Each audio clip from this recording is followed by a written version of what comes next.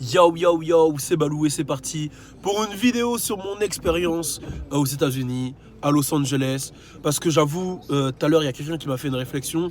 D'ailleurs, force à lui, c'est Sin de BET qui m'a dit mais pourquoi tu le caches ton passé? Faut en parler. Et là, je suis dans ma voiture, dans les bouchons. Et vas-y, ça me saoule les bouchons, donc je me suis dit, bah, on va en parler. C'est parti, turn up! Yes, comme je l'ai dit, je vais vous faire une petite vidéo qui retrace un peu mon expérience aux États-Unis.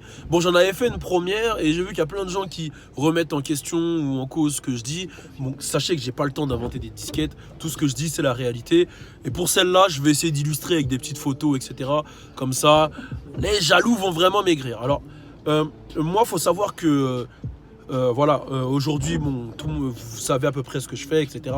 Je le dis souvent, j'ai tout fait au culot. Voilà, faut savoir que j'ai tout fait au culot. Alors, mon expérience aux États-Unis, elle commence en 2007. Alors, moi, comme je l'ai dit, je dansais une danse qui s'appelait le crump à l'époque. Putain, je vais couper mes essuie-glaces, ils font un bruit chelou. Ça veut dire qu'il faut que je les change. Donc, je faisais une danse qui s'appelait le crump à l'époque et qui était hyper populaire en 2006, 2007, 2008. Jusqu'à maintenant, il y en a encore beaucoup des danseurs, d'ailleurs, force à tous les crumpers. Et cette danse, je l'ai découvert avec un film de David Lachapelle qui s'appelle Rise. Et automatiquement, j'ai été pris par le truc et je voulais aller à Los Angeles pour découvrir les crumpers, les mecs, etc. Donc j'ai commencé à danser, j'ai créé mon crew et tout. Et un jour, j'entends qu'il y a Chris Brown qui vient à Paname. Et Chris Brown qui vient à Paname, il vient à Skyrock et tout. Et j'écoutais Skyrock et le mec il dit, je crois que c'était Romano, ouais, appelez si vous voulez rencontrer Chris Brown. Et moi je me dis, vas-y, Chris Brown c'est un crumper. On est en 2007, 2008, vas-y, je crois que c'était pour un concert. Vas-y, je vais appeler. Et j'appelle, je tombe sur Cédric de Skyrock et je dis, vas-y, moi je suis chaud pour danser avec Chris Brown et tout, nanana. Et il me dit, bah vas-y, bah passe. Et du coup j'y vais, j'arrive à Skyrock, c'est vraiment ouf, hein, je vous dis, tout est au culot dans ma vie. Et il y a Chris Brown qui arrive. Il rentre en premier, dans le manager il rentre en premier, ou la manager je sais plus trop. Il y a Chris Brown, et il y a un autre mec qui arrive. Et ce mec là c'est un crumper en fait que je voyais dans toutes les vidéos. Et Chris Brown il passe devant moi, je lui serre la main, mais je suis focus sur l'autre mec. Et l'autre mec je le regarde, je lui dis, tu t'appelles Miho, c'est toi Lil Miho, t'es un crumper et tout. Il me dit ouais c'est moi, mais c'est Chris Brown il est devant. Je dis non je m'en fous, c'est toi. Et il me dit ah tu crumpes? Je dis ouais. Il me dit putain il y a des crumpers en France. Et il me dit vas-y viens on danse. Et on commence à danser.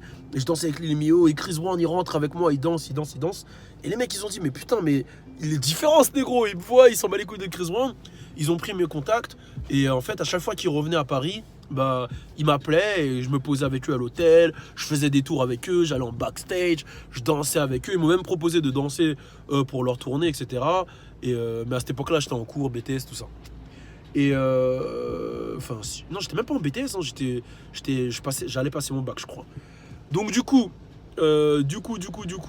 moi, bah, j'ai pris goût à ce délire américain et j'ai dit vas-y, il faut que j'aille à Los Angeles. Donc je suis allé en BTS commerce international exprès pour aller à Los Angeles et je me suis fait un pote américain qui s'appelle Raskel, j'en parle dans toutes les vidéos. Et je vais à Los Angeles. Je trouve un stage. Pareil, hein, au culot, je trouve mon stage en envoyant plein d'emails. Il y a une filiale de MySpace qui m'accepte. Donc voilà, je vais là-bas. Je trouve un hôtel, non pas un hôtel, un appart sur Craigslist à West Olympic Boulevard. Trop lourd l'appart, etc. avec mon pote. Et je vais voir mon pote qui s'appelle Raskel, que j'ai rencontré sur MySpace. Hein, je parlais sur MySpace avec lui. Et lui, il me dit vas-y, viens dormir chez moi. J'habite à Murrieta et tout. C'est à 2 heures de là où t'es. Je viens te chercher là où t'es et tout. Et il vient me chercher, on y va. Et quand j'arrive chez lui, on est une quinzaine de crumpers. J'étais dans un dream de ouf.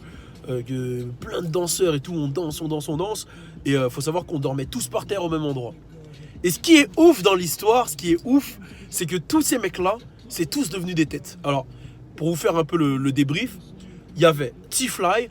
Alors T-Fly, il est connu parce qu'il a fait le son 24 Hours avec 2 Chainz. Il y a Casper Smart qui est sorti avec Jennifer Lopez juste après. Il y a les Rejects, Moui, Madonna, etc. Les Rejects, Cat Daddy, tout le monde connaît. Il y a Audio Push, force à eux. Et mon gars Raskel. Et on dormait tous. Et à cette époque-là, il n'y en avait aucun qui était connu. Et d'ailleurs, c'est comme ça que le jerk a été créé un peu. On était tous ensemble, ça dansait et tout. Et ce que je dis, c'est la vérité. Hein. J'invente rien. Vous pouvez taper French Raskel sur YouTube. Il y a des vidéos de moi qui dansaient à cette époque-là en 2008. French Raskel. Voilà, je le dis. Je m'appelais French Rascal, Balou, aka French Rascal. Et en fait, mon gars, un jour, il reçoit un appel, on est ensemble. Et vas-y, il raccroche, il est énervé. Il dit ouais, c'est quelqu'un qui se fait passer pour T-Pain. Deuxième appel, il raccroche. Troisième appel, il donne une adresse. Boum. Voilà, T-Pain qui débarque, etc. Et qu'il prend sous son aile. Du coup, mon gars, pendant que moi, je suis 3 mois aux États-Unis, lui, il part en France faire une tournée. Je le connecte avec mon petit frère. Mon petit frère, Louis Aoda, il se retrouve au Bataclan avec T-Pain, Lil Wayne, Kanye West, etc. Il vit un dream de ouf alors qu'il était petit, il avait 16 ans à cette époque, 15-16 ans. Du coup, moi, bah, je kiffe ma race et tout. Je me retrouve dans des sessions à Hollywood, 818 Session, ça s'appelle 818 Session, 818, c'est le zip code de Hollywood. On danse, je me retrouve avec des Omarion qui viennent danser. Je me retrouve avec des dingueries, hein, des Chris Brown qui débarquent aux sessions, qui me reconnaissent, oh c'est mon gars de France et tout, nanana. Et puis au fur et à mesure, ça évolue. Et je me retrouve à rencontrer T-Pain, à lui donner des cours de danse. Ensuite, T-Pain qui me dit viens faire partie de mon crew, Nappy Boy et Win Squad. Win Squad, c'est le crew de Young Cash. Young Cash, il me met dans son crew. Il m'invite à son anniversaire. Je reste une semaine chez lui. Je fais plusieurs fois des allers-retours comme ça. La semaine où je me retrouve chez lui, je me retrouve avec DJ Khaled, Rick Ross. Il y avait qui? Il y avait Ludacris, il y avait tout le monde. On était en studio. Rick Ross qui me dit qu'il a besoin de moi dans un clip. Je crois que c'était un clip avec Cassidy si je dis pas de conneries. Mais des trucs de ouf en fait, que ça en fait. Que ça. Et en fait je me suis rendu compte que tout ce qui m'est arrivé, c'est parce que j'ai créé la chance en fait. C'est-à-dire que je suis pas resté assis là, c'est-à-dire que j'aurais pu rester assis là et attendre. Non, j'ai tout le temps essayé d'aller créer les choses. C'est-à-dire, j'ai attendu que Chris Brown il arrivait. Boum, j'ai appelé Skyrock. Boum, je voulais aller à LA. Tout le monde me disait que c'était impossible. Boum, j'ai trouvé un stage à LA. J'ai trouvé un appart. J'ai travaillé pour avoir mon appart. J'ai galéré. Je louais des voitures. J'ai galéré. Et à chaque fois, j'évoluais comme ça, petit à petit. Jusqu'à arriver à un moment où je me suis dit, bah vas-y, là c'est bien, la danse, tu dépends tout le temps des artistes. Et voilà, Balou, là il faut que tu crées ton truc. Tu as des connexions aux États-Unis et j'ai créé mon premier média, roidelarue.com qui s'appelait à l'époque. Et j'ai fait mon interview avec Yeddink. C'est de là que tout est parti. Ça part de la danse. Faut savoir que pendant que je dansais à l'époque, quand je m'appelais French Rascal, j'ai créé ma propre tournée, j'avais créé même à l'époque un événement qui s'appelait Sky is the Limit. Où il y avait 1000 personnes, je l'avais ramené 1000 personnes à Montfermeil avec mon gars Rascal. J'ai fait des tournées un peu partout, en Croatie, République tchèque, je donnais des cours et tout ça. Je créais tout en fait à chaque fois. Je me mettais des objectifs et je me disais vas-y, là j'ai fait ci, il faut que j'aille plus loin. Et aujourd'hui je trouve ça incroyable, mais je me retrouve à la télé à BET, j'ai fait de la radio, j'ai interviewé les plus grosses stars. Et en gros, si je fais cette vidéo, c'est parce que j'en parle vraiment jamais. Pas parce que je trouve peut-être que ça fait hautain ou je sais pas, et on m'a dit aujourd'hui mais non, faut en parler parce que c'est une expérience de ouf. Et si je fais cette vidéo là aujourd'hui, c'est surtout pour dire aux gens croyez en vos rêves et allez loin. Je dis pas qu'aujourd'hui je suis multimillionnaire, je gagne ma vie bien, je suis bien dans ce que je fais, voilà, j'arrive à faire croquer toute mon équipe et tout, mais le message c'est vraiment croyez en vos rêves et donnez-vous des objectifs. Parce que moi, tout le monde me disait ce que je veux faire, c'est impossible. Mais tu vas faire quoi avec la danse? Tu vas faire quoi avec ci, avec ça? Au final, je me retrouvais dans des endroits avec que des multimillionnaires. Tu vois, je me suis toujours retrouvé dans des endroits de ouf. Et c'est parce que justement, j'ai cru en moi.